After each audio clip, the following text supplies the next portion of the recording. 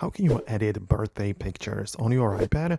Let's get started. Let me show you some options you have available. And if you're new here and the first time on Foxtecc, well, definitely subscribe so you never miss anything important.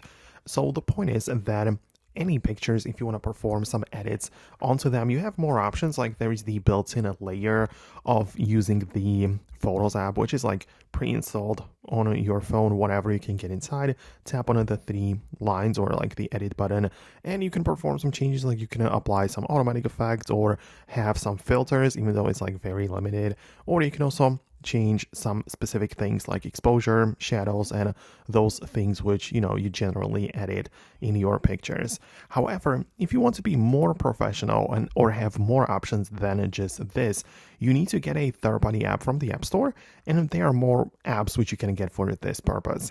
For example, a lot of people use Lightroom from Adobe, which is very extensive with the features that it has available. Like you can change the color and like the luminance and the hue of each colors and so many things which you don't simply have available inside of your Photos app, right? So you can perform all of these like changes to the details. You can add a texture or clarity, right? You can add blur or sharpening and all of those things. So it's very useful. And of course, more photo editors include the Snapseed from Google. And also, if you want to even perform some actual changes, not just like in the light and color department, but if you want to like actually have some layers and perform some changes to the photos, then you can also use Photoshop, the mobile version, which can also get some of the things done. So let me know in the comments below if you managed to do what you needed. In case you have some very specific questions which you have in mind, let me know about those below. It's possible I'll make an updated video about it, but for now, that's it.